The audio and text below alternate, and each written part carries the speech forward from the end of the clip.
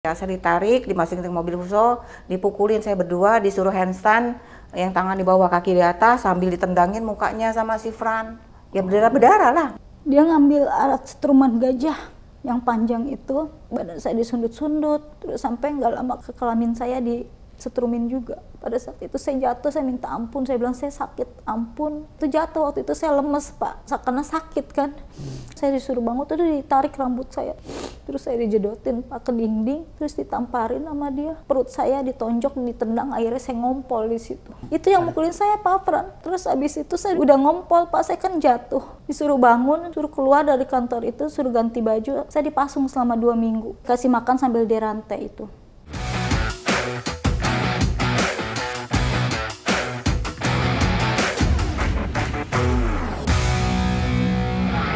Selamat datang di channel Abraham Samad Speak Up. Ini agak lain edisi kita sekarang ya. Kalau yang dulu-dulu kita banyak bicara politik, sekarang ini netizen kita, saya mengistilahkan kita berduka ya. Saya menghadirkan 2 narasumber, korban langsung mengalami, kalau bahasa hukumnya adalah kekerasan gitu ya. Bahasa HAM-nya ini mereka mengalami pelanggaran HAM. Berat sebenarnya karena sistematis.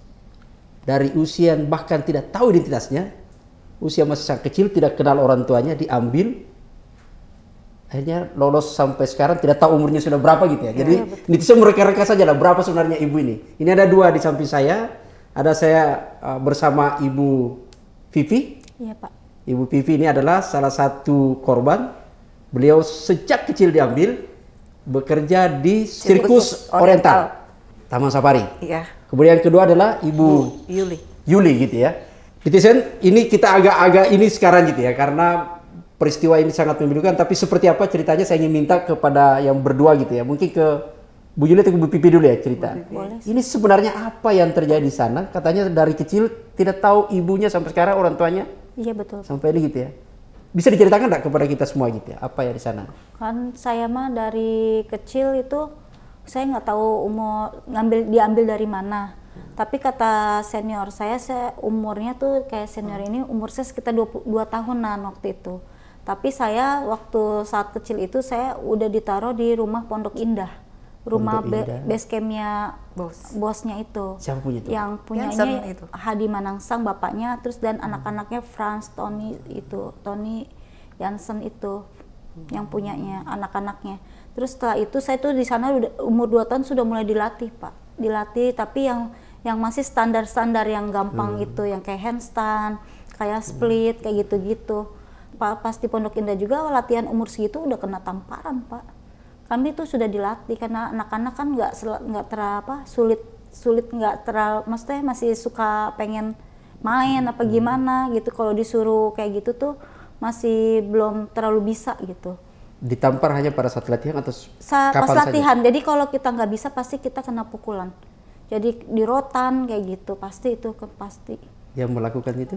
Ya itu anak-anaknya itu, Fran Jansen gitu.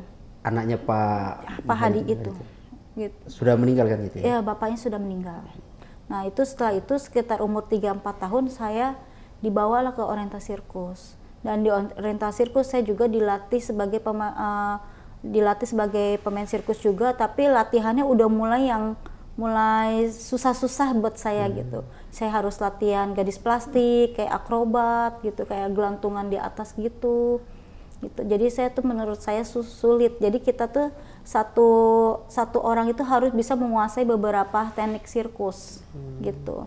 Setelah latihan ya seperti biasa mengalami penyiksaan, seperti dipukulin pakai sendal bakyaknya. Saya tuh pernah Pak waktu latihan itu nggak bisa, saya dipukul pakai sendal bakyak sampai lari-lari ngumpet ke kolong mobil tuh.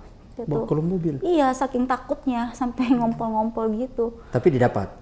Ya, ditarik lagi sama namanya juga di kolong mobil doang gitu kan. Dapat lagi terus sekitar umur 5-6 tahun saya mulai show. Menguasai beberapa teknik sirkus itu. Seperti biasa kalau misalnya show-nya kurang maksimal pasti kena pukulan masuknya.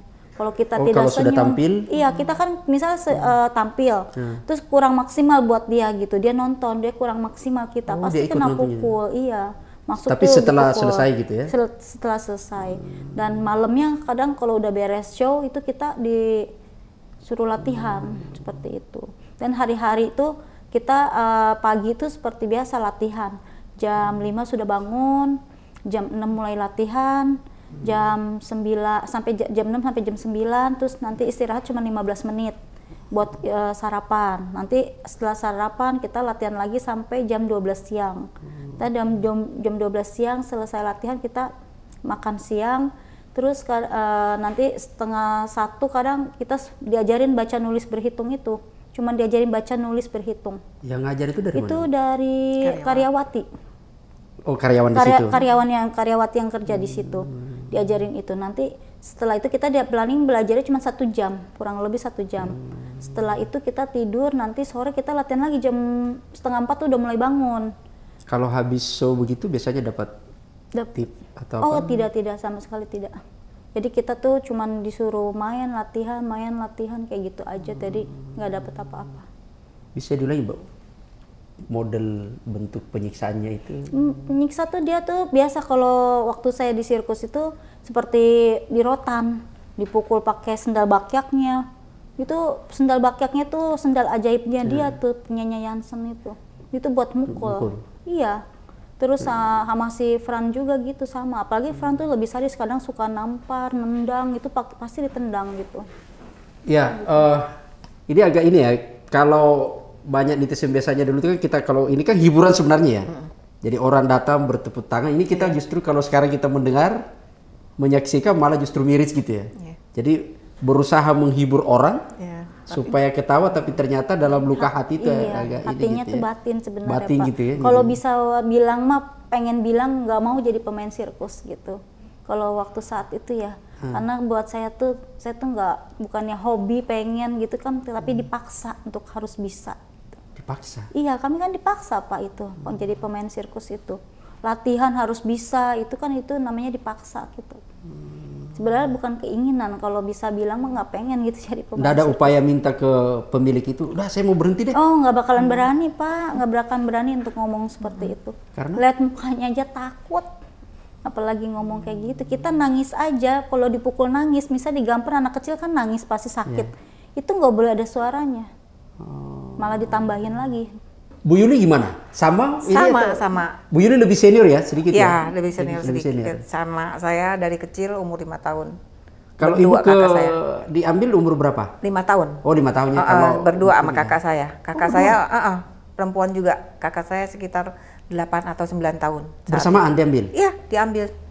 Jadi si Pak Hadi ini bilang sama papa saya nggak punya anak perempuan, pengen mengangkat kami berdua jadi anaknya, terus pengen menyekolahkan kami ke luar negeri. Itu perjanjian dia mengiming-imingi ke papa saya, ke orang. Oh sempat dengar dia ngomong gitu. Itu saya dengarnya setelah kasus ini booming ya di 97, saya pertemukan dengan pihak si TSI itu, si Tony ya yang datang pada saat itu. Saya bawa papa saya karena saya mau tahu kenapa saya dikasihkan ke orang. Itu saya mau tahunya saya dari papa saya. Jadi saya pertemukanlah dia dengan si Tony waktu di Komnas HAM. Kata papa saya bilang, katanya dia diiming-imingi dan dia menerima uang susu saat itu 300.000. Pengganti susu. Uang susu, pengganti susu Pengganti 300.000. Satu orang atau Dua orang. Dua orang. Saya berdua sama kakak saya. Kakaknya sekarang di mana Bu? Ada di Tangerang. Oh keluar juga. Udah kabur ya, semua udah kabur kita. Oh ini bukan keluar baik ya? Iya, Tidak kabur. yang baik. Kalau misalnya mereka tidak melakukan kekerasan, mereka baik sama kami, kan dia bilang nggak mungkin saya pukulin, saya sayang, saya kasih inilah bla bla bla bla. Kalau kita dirawat dengan baik nggak mungkin kita kabur Pak. Coba logika aja. Berapa kali kabur Bu? Saya 2 kali. Saya setelah di orientasi sirkus itu, saya tuh sempat mengalami juga kayak hukuman dari istrinya Fran ya. Terus Oh ntar dulu. Jadi selain dari yang 3 ini, istrinya. istilahnya keluarganya ikut. Iya, istrinya ikut. Itu istrinya satu tuh yang paling sadis tuh. Saya tuh Pak, namanya anak kecil pengen nyobain makan pisang tuh yang kulitnya hijau tuh. Belum, itu punya binatang memang, punya simpanse, punya gajah. Itu saya ngambil satu. Saya pengen nyobain, baru kayaknya belum ketelan itu ketahuan pas saya. Itu saya dijejelin 5 sisir harus habis pada hari itu. Sampai saya mulus-mulus, sampai buang air besar dikeresek, sampai 2 kali buang air dikeresek. Itu saking enek, sampai sekarang saya trauma sama pisang. Jadi enak kayaknya, walaupun tuh jauh kayaknya udah kecium mama saya tuh pisang. Roti juga saya nyicipin, namanya itu anak-anak pengen nyicipin roti gajah. Yang roti tawar. Roti tawar kan segede gini. Saya tuh dijejelin 10 bal harus habis hari itu. Kalau nggak habis saya ditambahin lagi 10 bal. Maka saya kurang suka makan kue roti gitu. Jadi kayaknya gimana gitu. Akhirnya itu yang membuat kabur atau? Enggak. Setelah itu saya tuh kan umur 6 tahun 7 tahun itu kita lagi show, biasa suka ada pengunjung yang pengen kenal. Panggil-panggil lewat fans pagar. Gitu ya? Iya, fans. Pagar itu sebenarnya tinggi, cuman ada lubangnya kecil.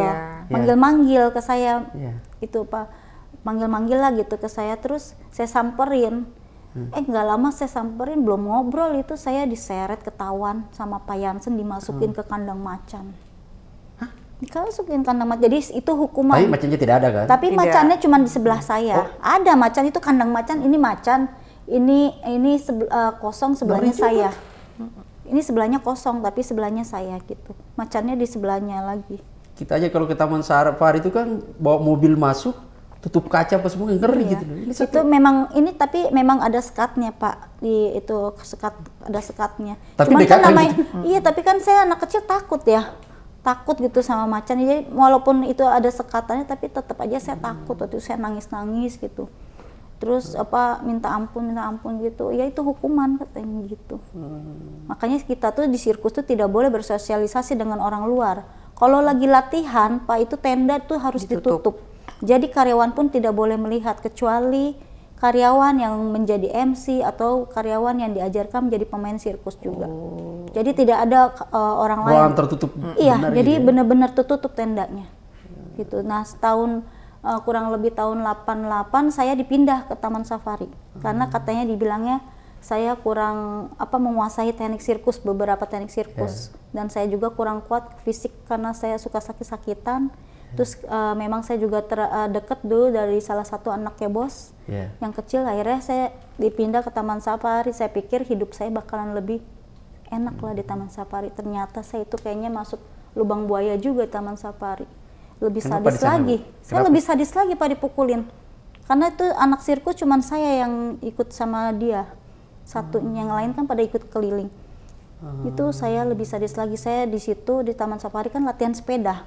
Dia manggil guru dari India, terus saya latihan sepeda roda 2. Sepedanya tuh tinggi Pak, badan saya kecil, saya tuh rasa berat dan nggak sanggup lah, menurut saya tuh nggak sanggup. Tapi saya dipaksa harus bisa, nggak bisa ya itu saya ditendang waktu itu. Saya jatuh sampai mulut saya berdarah. Terus akhirnya sorenya saya pulang ke rumah. Sampai rumah saya nggak boleh tidur. Di rumah Pondok Indah? Taman Safari. Oh, di sana ada juga di Taman Safari? Ada rumah khusus punyanya bos-bos. Gunung 1 dibilangnya Gunung 1, tempat penampungan 2. gitu ya? Bukan tempat penampungan Pak. Jadi rumahnya yang Pak Fran itu. Kalau Gunung 1 rumah bapaknya, Gunung 2 rumahnya Fran, Gunung 3 itu rumahnya Bapak Tony. Sorry Bu, kalau misalnya ini selesai main nih, selesai pentas gitu kan? Itu baliknya kemana? Ke di lingkungan di sirkus. Situ tenda aja di situ kan, itu kita dikasih. Bermalam di situ? Iya. Kan kita keliling-keliling Pak itu. Jadi kita tidur ada yang sebagian di tenda, ada yang sebagian di karavan. Gitu. Berhari-hari? Iya di situ. Nggak bisa keluar dari satu lapangan ke lapangan, dari kota satu ke kota lain gitu Pak. Kita hidupnya cuma di situ aja. Jadi bukan di rumah ya? Bukan. Pak. Tinggal di situ aja. Tapi sekali-sekali memang kita waktu kalau di Jakarta kalau show, sirkus kadang suka Jakarta, pulang ke rumah Pondok Pondok Indah itu. Jadi makanya kita tahu kalau di Pondok Indah itu masih ada anak-anak yang generasi lagi yang masih bayi. Misalnya diselesai pentas nih kan, di Taman Safari. Orientasi sirkus. Ya, berarti bermalam di sana? Iya, yang di Taman Safari di Taman Nunggu Safari. giliran lagi. Fasilitasnya di dalam di tenda itu apa gitu? Ya cuman gitu kasur biasa, selimut gitu dikasih. Toilet ada ya? Toilet Ada Kalau pakai yang di seng sirkus gitu ya ya. dibuat gitu Dibuat Pak. ya toilet Iya. sementara kan situ. Iya. Iya, toilet Terus sementara. pindah lagi di tempat Iya. lain. Iya, Jadi betul. kayak nomaden lah Bongkar ya. pasang, bongkar Pindah-pindah, pasang. bongkar Iya, pasang. betul. Tendanya dibongkar, Iya. pindah lagi gitu. Iya, betul. Gitu. Sampai berhasil lolos karena di tenda itu baru lari. Nah, saya pas dipindah ke Taman Safari kan itu saya disiksa tuh waktu latihan sepeda itu nggak bisa. Saya pas malamnya saya nggak boleh istirahat Pak, suruh latihan orang-orang tidur tuh saya nggak boleh tidur pada malam hari itu. Itu saya kurang lebih jam 1 malam, saya itu akhirnya nekat melarikan diri. Di saat semua tidur? Iya, jam 1 malam. Saya nekat itu rumahnya tuh kan di gunung di atas. Saya tuh merosot nggak pakai sendal, pakai celana pendek, pakai kaos gitu. Merosot aja pokoknya saya nggak tahu gimana harus bisa keluar dari situ. Pada saat itu saya merosot itu nggak tahu, saya lari-lari, saya takut ketangkep sama Pak Frank kan, takutnya dia malam bangun nyariin saya lari-lari sampai nggak takut, itu gelap banget, masih hutan. Tahu-tahu pas subuh saya ada di perumahan orang kampung situ. Nah setelah itu saya menelusuri lagi tahu-tahu di bawahnya ada pasar Cisarua.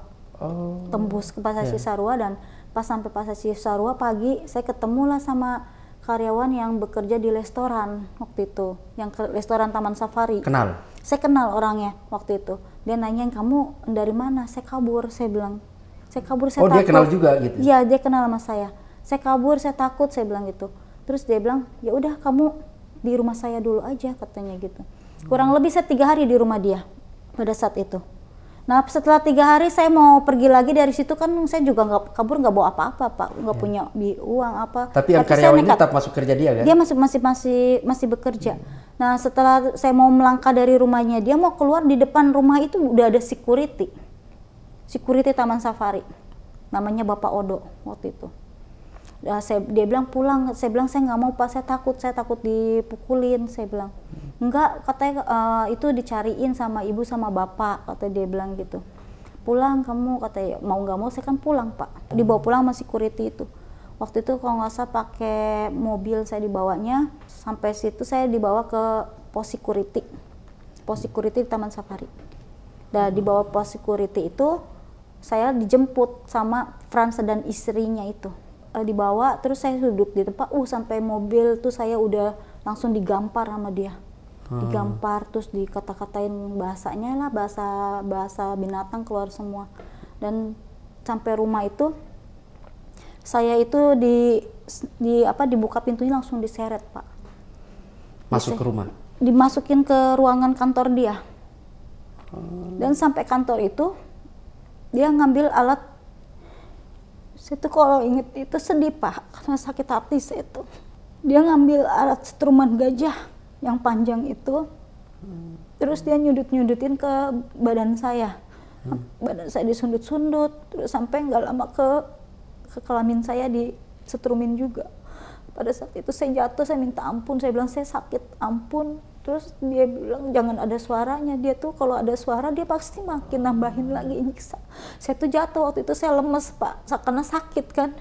Dia bilang saya sakit, saya minta ampun, dia bilang jangan ada suara, gitu. Bangun, saya disuruh bangun, terus ditarik rambut saya pada saat itu. Terus saya dijedotin Pak ke dinding, terus ditamparin sama dia, terus perut saya ditonjok, ditendang, akhirnya saya ngompol di situ. Pada saat siapa itu. aja itu yang? Itu yang mukulin saya Pak Fran. Saya sakit hati tuh Pak di situ. Sampai Pak saya nggak sendiri? bisa lupa, iya. Sampai sekarang tuh saya sakit hati sama dia.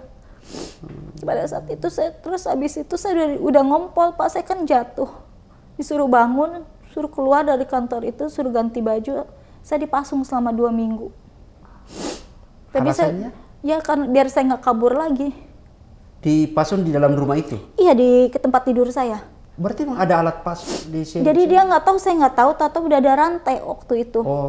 Dia nggak tahu udah rantai dari mana, tahu udah ada rantai, saya di rantai. Tapi saya mau ke toilet, mau itu dilepasin. Tapi saya terak-terak dulu. Yang di rantai apanya? Tangannya atau kaki? Kaki. Sebelah, saya ingat cuma satu. Sebelah kiri saya tuh. Terus saya dikasih makan sambil di rantai itu.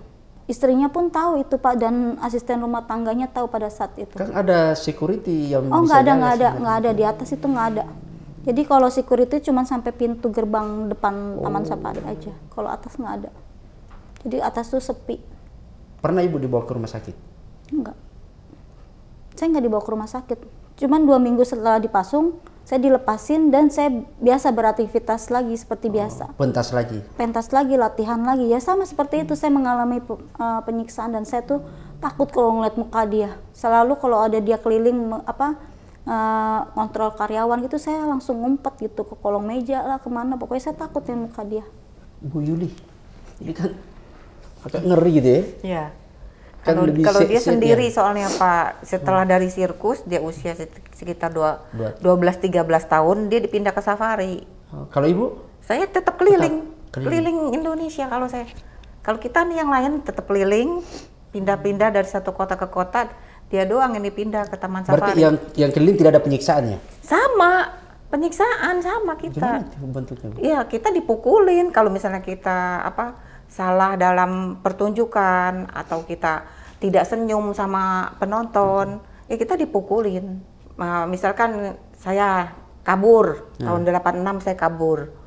Baru lompat pagar, kaki masih ketinggalan, ditarik saya sama si Fran. Saya kan berdua kabur sama teman yang namanya Eva. Kita berdua ditarik, dimasukin ke dalam mobil Fuso, kita dipukulin di situ sama si Fran. Tahun 86? 86. Di mana itu Bu? Itu di Surabaya. Waktu pentas di Surabaya? Iya, di Surabaya. Saya ditarik, dimasukin ke mobil Fuso, dipukulin saya berdua, disuruh handstand, yang tangan di bawah kaki di atas, sambil ditendangin mukanya sama si Fran. Ya berdarah-berdarah lah. Tapi saat itu tidak ada orang yang lihat ya? Nggak ada, kita bertiga doang di dalam mobil Fuso itu. Mobil Fuso itu kan tempat tidur kami Pak, tempat kami berganti pakaian untuk show gitu. Nah di situ saya disuruh ganti baju untuk tampil show di depan mata si Fran itu. Kita disuruh buka baju, cepet-cepet ganti baju, bersihin darah, langsung suruh tampil.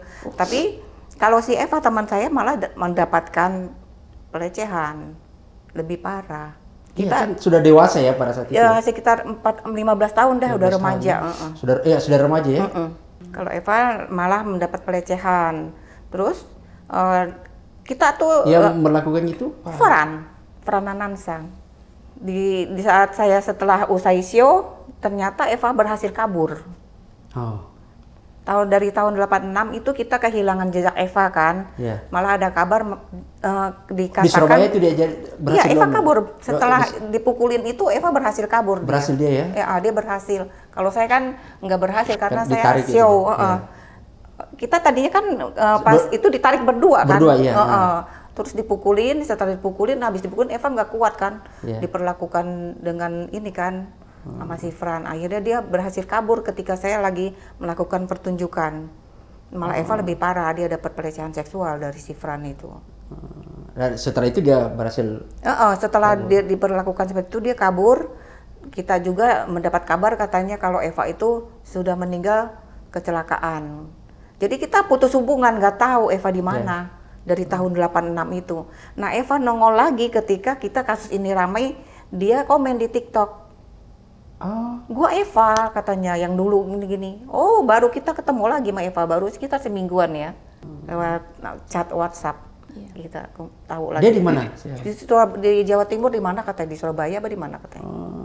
Udah sempat diajak kabur waktu itu ya, udah sempat dia sendiri ya? Terpisah, dia udah kabur, saya masih melakukan pertunjukan di saat itu. Selesai pertunjukan, tahu kalau Eva kabur, informasi dari teman-teman sudah hilang nih. Personil kurang nih. Jadi rame nyariin kok Eva nggak ada. Jadi Eva tuh melarikan lagi setelah dipukulin tuh lari lagi yang kedua. Setelah dia dipukulin sama saya, dia kabur. Tapi peran sendiri tidak pernah informasi kalau dia kabur, Evanya kabur. Ya kan rame, dibilang Eva kabur, dicari lagi tapi nggak dapat.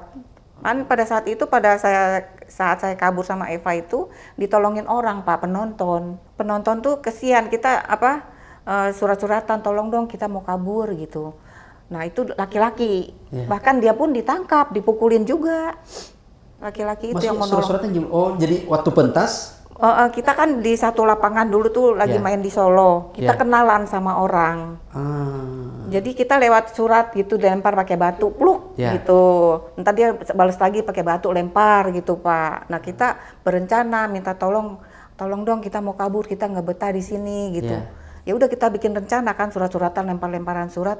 Ya udah tuh sirkusnya pindah ke Surabaya. Nah dia jemput saya sama Eva. Ternyata saya baru lompat pagar masih ketinggalan kakinya, saya berdua diseret gitu, ditangkap kakinya sama si Fran.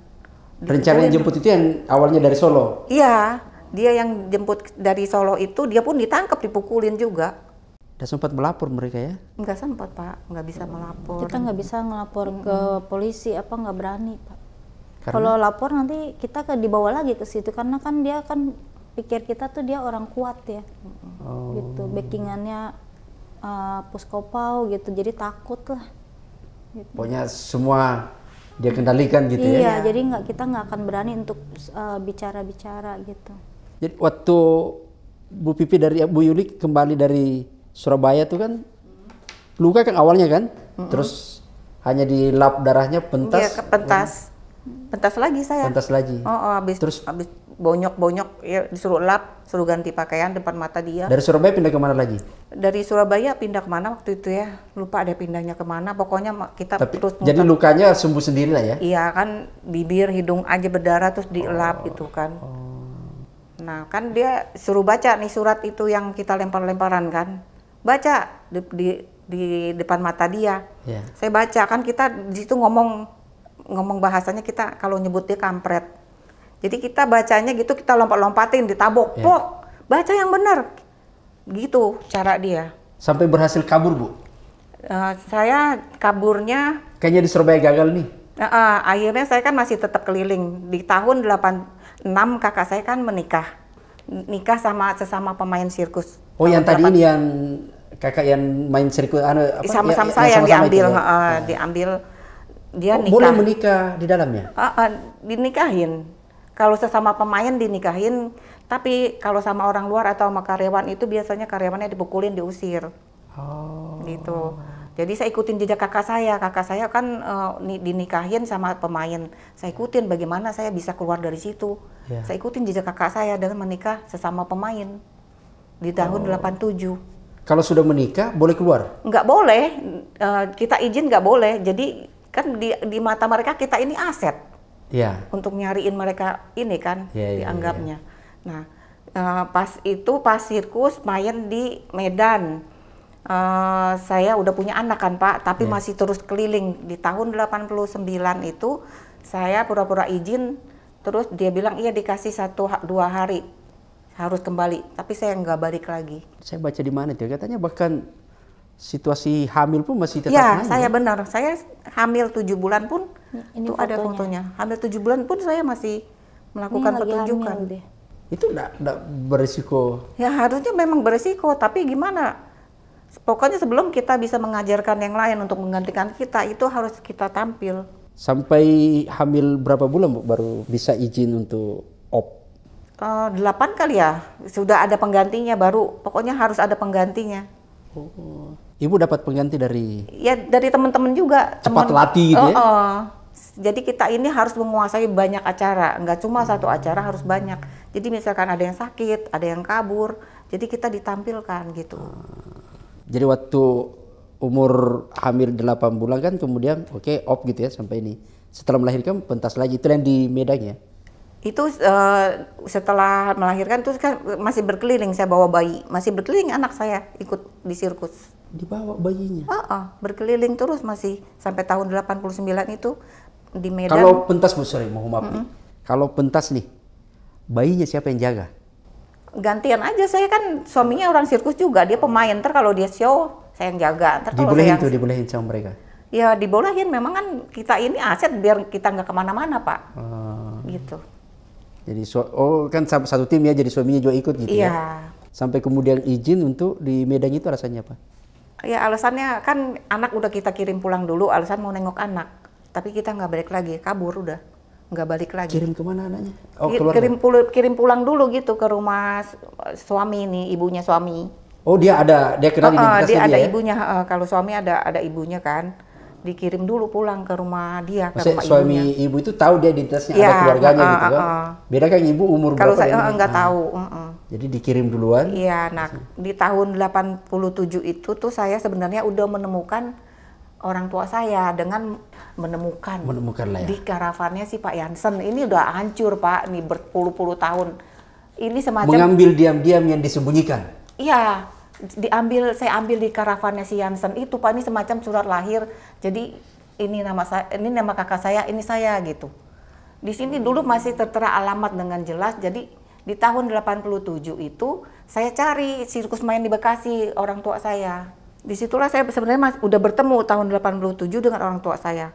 87, tapi saya masih di dalam lingkungan sirkus, saya belum bisa keluar. Tapi ibunya tahu gitu ya? Iya, akhirnya kan ketemu. Setelah saya cari dengan alamat ini, saya ketemu dengan orang tua. Dengan orang tua, dengan anak saudara saya ketemu. Tapi saya masih belum bisa keluar, masih terus berkeliling ikut di sirkus itu. Ibunya belum tahu kalau ada kekerasan, belum sempat cerita. Dia tahu ibu saya, tapi kan nggak bisa berbuat apa-apa. Orang tua saya pun.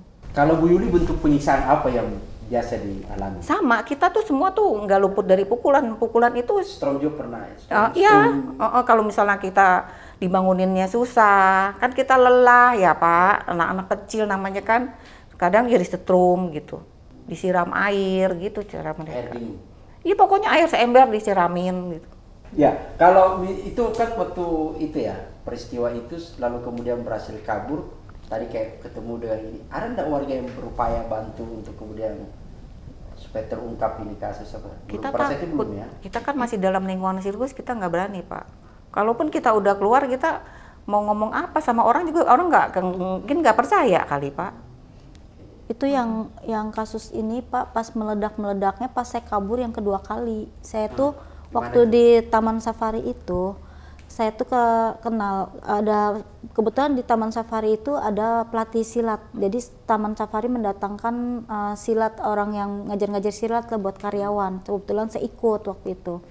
Nah di situ saya cerita kalau saya ini udah nggak betah di sana. Sama pelatih silat itu? Iya, saya bilang saya nggak betah, saya pengen pergi dari Taman Safari, gimana caranya. Nah dia bilang nanti sabar dulu, nanti dia kerja. Akhirnya dia kerja sebagai karyawan di Taman Safari, tapi cuma beberapa bulan kerjanya.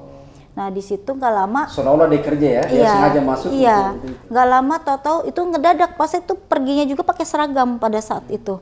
Nggak tahu-tahu dia bilang hari ini kita keluar. Waktu itu saya ingat itu kalau nggak salah Pak Afran dan istrinya lagi nggak ada, lagi keluar negeri kalau nggak salah. Nah itu saya kebetulan. Siapa pelatih? Itu nggak boleh pelatihnya nggak boleh disebut ya Pak. Soalnya udah mantan ya, karena udah berkali. Akhirnya saya dibawa kabur sama dia pada saat itu. Saya pikir kaburnya bakalan naik mobil pengunjung. Ternyata dia sudah siapkan mobil dengan kawan-kawannya pada saat itu. Dan kawan-kawannya itu akhirnya saya bisa lolos. Saya tuh takut, itu juga nangis Pak. Saya takut. Akhirnya saya ngumpet di dalam mobil itu, alhamdulillahnya lolos dari pos security itu, pokoknya Taman Safari. Langsung saya dibawa ke Semarang waktu saat itu. Iya, langsung kabur jauh, saya dibawa ke Semarang. Kalau deket-deket nanti saya ketangkap lagi, dipukulin lagi kan. Akhirnya saya kabur ke Semarang, dan di situ saya dicariin. Rame katanya di Safari itu, saya dicariin pada saat itu. Dan keluarganya pun masa diancam-ancam pistol lah, dia ada malam-malam datang katanya ada yang nguarin pistol gitu, nakut-nakutin, nanya-nanyain saya pada saat itu. Nakutin pistol itu ke jadi nakutin lain? Bukan ke kakaknya nyariin saya, dia nguarin, dia tuh dikeluarin lah pistol itu, ditakut-takutin, nanyain Vivi mana, kata kakak saya, dia nggak tahu. Akhirnya saya takut kembali ketangkep lagi, nggak lama terus katanya udah nikah dulu. Nah di situ tadinya kan nama saya waktu saya di sirkus itu nama saya Vivi Sumampau. Nah setelah saya mau menikah itu kan saya harus masuk Islam. Saya tadinya Kristen Pak. Akhirnya saya sebelum nikah itu masuk Islam dan nama saya tuh diganti jadi Vivi Nur Hidayah gitu. Nah setelah itu mau nikah, proses nikah kan dia nanyain punya identitas apa yang saya punya. Saya bilang saya nggak punya. Saya bilang gitu. Oh nikah sama yang laki tadi? Iya. Saya harus nikah, kalau nggak nikah kan saya takut dibalik lagi, jadi buat nyamanin saya. Terus kalau ditanya sama orang tua kamu siapa namanya, aduh saya nggak tahu Pak. Terus identitas saya nggak punya, akta lahir saya nggak punya, saya bilang gitu. Terus apa yang kamu, nama binti orang tua, namanya aja saya nggak tahu, apalagi bintinya, saya bilang gitu. Saya nggak tahu, saya bilang gitu. Yang saya tahu kan orang tua angkat saya itu namanya Fran dan istrinya Femi Setiawati itu pada saat itu. Terus saya bilang, terus gimana ya, akhirnya pakai wali hakim pas nikah. Dan setelah nikah saya memberanikan diri karena saya merasa terancam, saya memberanikan diri melapor ke Bapak Muladi itu. Bapak Muladi, Profesor Bapak Muladi yang di Semarang, Undip. Nah itu, iya, akhirnya Bapak itu orang Komnas HAM. Iya, akhirnya Bapak Muladi itu pas saya cerita-cerita dia tertarik ini. Oh ini pelanggaran HAM katanya. Oh, waktu itu. Tahun 97 itu ya? Iya, akhirnya saya. Waktu dia. Iya. Komnas HAM ya? Iya, saya akhirnya. Iya, saya dibawa ke Jakarta sama dia. Yang nunjukin Prof Muladi siapa?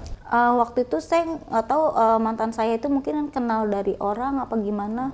Akhirnya saya nekat memberanikan diri, yaitu lapor ke Bapak Muladi itu. Dia tertarik dan akhirnya saya dibawa ke Jakarta. Kamu besok ke Jakarta katanya gitu. Ya udah saya ikut sama bapak itu ke Jakarta. Suaminya ikut? Ikut ke Jakarta karena dia yang ngedampingin waktu saat itu. Akhirnya pas ikut, pas sampai Komnas HAM, itu apa? Saya ke Mabes dulu waktu itu, melaporkan ke Mabes. Nah setelah ke Mabes itu saya bilang kalau saya dipukulin, disiksa, saya bilang ke Mabes Polri itu. Terus saya nggak punya orang tua apa, identitas juga saya nggak ada pada saat itu. Terus katanya dia orang Mabes, kamu dipukulin, kamu punya bukti nggak? Punya bukti apa? Kata saya gitu. Bukti visum katanya. Udah kata saya kan nggak ngerti visum. Yeah. Saya bilang saya nggak ngerti visum Pak pada saat itu. Terus bukti itu bukti apa? Itu kalau bukti itu, kalau visum itu kalau kamu dipukulin itu bekasnya ada. Saya bilang, aduh saya nggak ada Pak karena itu udah kelamaan. Saya bilang karena udah beberapa tahun yang lalu kan. Terus saya bilang nggak ada. Terus oh ini udah nggak bisa, berarti kasusnya sudah kadaluarsa, kata dia bilang. Langsung saya itu, aduh saya kecewa. Iya. Dari Komnas HAM ke Mabes. Jadi yang ditanyain itu kan saya melaporkannya identitas dan orang tua juga nggak ada. Tapi yang dilihat sama orang Mabes itu penyiksaan, tidak ada visum pada saat itu bukti. Nah akhirnya saya pulang Pak, pulang ke Komnas lagi. Dan akhirnya Bapak Muladi itu memverifikasi ke Taman Safari, bener nggak apa yang dibilang sama saya itu, masih ada anak-anaknya. Sempat ke sana ya? Iya katanya ke Taman Safari itu bener nggak masih ada. Soalnya waktu saya pergi dari Taman Safari itu, saya tuh masih di rumah atas itu masih ada anak yang di bawah umur 15 tahun. Pada saat itu ada beberapa anak yang umurnya di bawah 15 tahun. Terus pas kira-kira berapa jumlah anak itu yang di Pondok Indah itu kalau dihitung semua saya ingat kurang lebih 60-an kali ya. Kalau dikumpul semua itu 60-an. Tapi sekarang yang tidak ada orang tuanya. Nggak ada Pak. Jadi mencar semua tuh mencar, tapi ada yang masih kerja. Nah yang saya itu yang saya tinggalin di waktu saya kabur itu di bawah 15 tahun itu, akhirnya di Komnas HAM ditanyain, kamu pengennya seperti apa katanya gitu kan. Saya bilang saya pengennya anak-anak yang masih ada itu disekolahkan, saya bilang gitu. Terus saya pengen anak-anak itu digaji. Saya pengen anak-anak itu tidak dipukulin, disiksa seperti saya bilang. Terus mereka dapat kebebasan, saya bilang gitu. Jangan seperti saya bilang, cukup saya yang mengalami itu, saya bilang gitu. Pada saat itu ditanyain, kami tuh dipertemukan Pak sama pihak Taman Safari waktu saat itu. Di Komnas HAM? Iya, sama Bapak Tony. Terus akhirnya Bu Yuli kan ke Komnas HAM juga ya? Iya, sama Bu Yuli. Itu? Iya. Nah itu akhirnya kata Muladi, kata Pak Tony, kamu mau apa lagi? Saya pengen cari orang tua saya bilang gitu. Saya kan nggak tahu orang tua saya. Terus identitas saya nggak tahu karena kamu waktu kecil itu dikasih sekitar umur 2 tahun seorang ibu-ibu ke ibunya bernama Ibu Tuti katanya pada saat itu gitu. Jadi dia dikasih melalui Ibu Tuti. Iya katanya. Ibu Tuti. Tapi itu, dia jelas Ibu Tuti itu di mana? Ibu Tutinya tuh ibunya, istrinya Pak Hadi. Ibunya almarhum yang sudah almarhum. Oh, jadi ibunya tuh dibawa-bawa karena sudah almarhum pada saat itu. Terus akhirnya dia bilang mau menyelesaikan secara kekeluargaan, tapi secara kekeluargaan itu tidak mereka jalani sampai akhirnya ini kita speak up lagi yaitu. Oh, jadi dari peristiwa Komnas HAM itu kalau ibu kan sudah lolos kan, sudah? Iya. Ya kan kita terpisah lagi Pak kan. Setelah 97 itu kita terpisah karena kan dulu kita nggak tahu sosmed, nggak punya HP, terpisah terpencar-pencar. Akhirnya kembali lagi kumpul itu di tahun 2024. Nah kan jadi terjalin lagi kita nih kumpul lagi. Berapa orang yang kumpul ya? Kumpul Korban ini ya? Enggak berapa ya waktu itu baru itu terkumpul baru 12 apa berapa ya? 8. Sekitar pokoknya 10 di atas deh 15 ya. 16. Terkumpul lagi Pak, baru kita buat ini. Buat apa? Kita mau ngajuin lagi untuk ke ini. Ke Komnas HAM, kita tuh sempat ke Komnas HAM lagi. Setelah itu tahu-tahu di Komnas HAM dikeluarkanlah surat SP3 dari Mabes Polri. Jadi kasus saya itu sudah ditutup, kata tidak ada bukti. Iya, tapi dia dikirimnya dari Mabes Polri cuman ke Komnas HAM, tidak sampai ke saya. Harusnya kan surat itu sampai ke saya. Jadi dia ngirim sepihak gitu. Kalau Bu Yuli kan ikut tuh ke Komnas HAM sama orang tuanya tadi ya? Iya, saya bawa orang tua saya kan pada saat kita dipertemukan, dimediasi oleh pihak teman. Yang informasikan Bu Yuli kalau ada pertemuan di... Ini kan tadinya kan Vivi kan dia waktu baru melapor itu kan viral Pak. Terus saya lihat di TV. Saya telepon tuh. Waktu 97 itu? Iya, saya lihat si Vivi ini viral, terus saya nelpon ke Ida. Ida itu kan yang jatuh lumpuh Pak, pakai kursi roda sampai sekarang. Jatuh karena main sirkus ya. Iya. Nah saya telepon Ida juga kan di Taman Safari, tapi beda tempat sama Vivi kan. Saya telepon Ida, ini Vivi ada kasus begini emang benar, emang kenapa gitu. Kata Ida, gua nggak tahu soalnya kan gua sama Vivi beda ini tempat. Terus saya telepon tuh kakak saya. Vivi kesian lu kata saya, dia lagi kasus begini kita harus bantu soalnya tuh kata diancam sama letnan apa katanya Vi di koran tuh katanya keluarganya diancam dengan letnan apa gitu. Nah udah akhirnya kita kumpul Pak, nih ada berapa orang, saya kakak saya terus sama teman-teman suaminya kakak saya nih pernah satu sirkus. Akhirnya kita bantu Vivi menyatakan bahwa Vivi memang diperlakukan seperti itu. Di Komnas HAM itu? Kita ke Komnas HAM, kita menjadi saksi dan korban pada saat itu 97. Ada yang dampingi Bu waktu ke Komnas HAM? Ya kita belum ada pendamping, Belum ada ya? Belum ada waktu itu. Inisiatif saja lalu kemudian bawa orang tuanya gitu ya? Nah pas di mediasi itu saya bawa papa saya, kan saya udah ketemu kan sama papa saya di tahun 87 itu. Saya karena pengen tahu kenapa saya sampai diberikan ke sirkus sama ini. Nah di Komnas HAM itu ditunjukkanlah sebuah surat sama si pengacaranya si sirkus itu bahwa katanya dulu saya dibayar dengan 300.000 tuh papa saya untuk memberikan 2 anaknya itu gitu. Jadi ada pembayaran ya waktu itu? Iya, 300.000, tapi itu katanya uang pengganti susu ngomongnya gitu. Tidak ada surat lain yang menyatakan untuk tidak ada seperti kalau seandainya mereka bilang mengangkat kan berarti kami diadopsi berarti saya saudara dong sama mereka kan sama si Hansen sama si Frans. Jadi dia harus ada surat adopsi secara hukum ya katanya. Jadi yang ada surat tadi hanya bukti bahwa penerimaan uang aja itu. Orang tua Bu Yuli pernah cerita enggak apa sebenarnya? Enggak, selain saya ini tanya. sampai dia mau gitu loh. Iya itu iming-iming katanya kita mau disekolahkan ke luar negeri dan diangkat anak, itu iming-imingnya. Karena papa saya sulit saat itu, dia berpikir mungkin anaknya kalau dengan dikasihkan ke orang itu mungkin akan menjadi yang baik gitu, menjadi di sekolah gitu.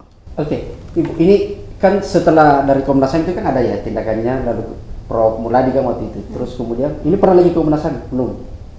Setelah 2024 itu akhirnya ke Komnas HAM lagi dinyatakan katanya ini ya Vi. Kasusnya ditutup, katanya sudah ditutup karena tidak terbukti kalau ada penyiksaan pada saat itu. Memang kita kan membuktikan penyiksaan itu sulit kan, karena visum nggak ada, karena kita nggak ngerti namanya visum. Ya, tapi yang kita laporin itu Pak, yang di Mabes itu dinyatakan SP3 dari Komnas HAM menyatakan kalau kan kita tadinya mau buat pengaduan baru, dinyatakan katanya ini kasusnya sama dengan yang dulu yang 97 itu. Komnas HAM tidak menelusuri dari soal pengambil penguasaan anak gitu. Iya, tapi kan setelah kita dipertemukan kemarin di DPR 3 sama Komisi 13 kemarin, jadi Komnas HAM juga dinyatakan ini ada kelalaian ya yang inilah pokoknya. Pokoknya intinya kemarin di Komisi 3 itu, Ya, di mana itu? kami kan itu dipertemukan. Pikir kami itu, oh kita akan berperang di Komisi 3 nih. Soalnya ada pelakunya di situ kan, Jansen Manangsang. Ternyata pas di Komisi 3 itu kami tidak dikasih kesempatan untuk bicara. Jadi pas Cuma saya. Ibu Juli bicara, ternyata tidak ditanggapi. Jadi tahu-tahu dia bilang, Ya, bagaimana suasananya tuh di Komisi 3 tadi? Ya, itu kan itu kan ya. saya disuruh bicara. Saya mengutarakan apa yang terjadi dengan diri saya kan sama kakak saya. Terus saya tidak mau kan cuman saya yang bicara.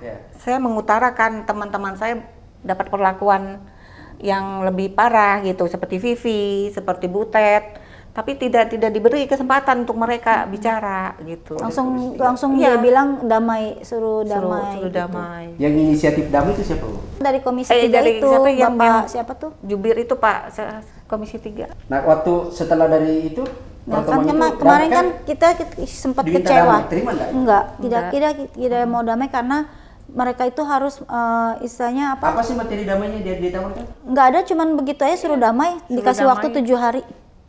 Jadi kita tuh tidak mau damai, mereka harus bertanggung jawab atas perlakuan mereka aja sama kami itu harus lewat harus Maksudnya pengadilan. damai selama Jadi mereka menawar, jadi pihak dari DPR itu Komisi 3 itu kita harus damai sama mereka. Tapi dikasih waktu 7 hari, itu belum sampai 7 hari, ini baru 4 hari. Gitu. Dan kemarin di Komisi 13 kami sempat ketemu tapi tidak dengan pihak Taman Safarinya. Jadi cuman kami doang sama dari Komisi 13 itu kita ternyata mereka ya harus bertanggung jawab itu. Komisi SP3-nya sudah dicabut, jadi nggak usah lagi ada rekomendasi bahwa kita akan diselidiki. Mereka akan diselidiki dan lewat jalur hukum. Oh, dari Komisi 13. Ya mereka bersalah karena mereka kan udah menghilangkan Identitas. identitas. Apa harapan Ibu dari kasus ini?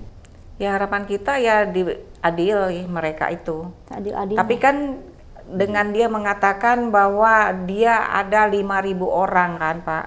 Dari Taman Safari Bogor, Taman Safari Prigen, Taman Safari Bali, dia tuh karyawannya katanya ada 5.000 kata dia, kata si Jansen. Menurut dia seperti itu. Harus ada orang-orang yang dia pertanggungjawabkan karyawannya gitu kan. Kata si Jansen ngomong seperti itu. 5.000 itu proses rekrutmennya terbuka atau seperti ibu-ibu ini? Oh, dia itu karyawan yang kerja. Karyawan itu kan kalau rekrutmennya ini. iya kan gaji kalau mereka karyawan orang kerja. kan Kecuali yang pentas ini enggak. Ya kalau kita kan bukan diambilin dari orang tua dari kecil. Aset gitu ya. Ya aset kita ini. Aset. Baik, teman-teman sekalian, netizen ini apa ya? Saya agak susah menyimpulkan. Tapi pada posisinya adalah ini bukan pelanggaran biasa sebenarnya. Ya betul. Dan tidak dalam posisi untuk orang berdamai. Ya. Satu, ini adalah dipisahkan dari orang tuanya, dihilangkan identitasnya, jejaknya. Kalau kita berbicara dalam HAM, maka sesungguhnya adalah dia bukan hanya diambil dari habitatnya, dia hanya bukan dihambat pencahariannya, tapi kemudian memang masa depannya tersalimi gitu ya. Jadi menjadi penting barangkali untuk kita rekomendasi aparat penegak hukum termasuk Komnas HAM untuk kembali membuka kasus ini. Terima kasih, sampai jumpa pada edisi berikutnya.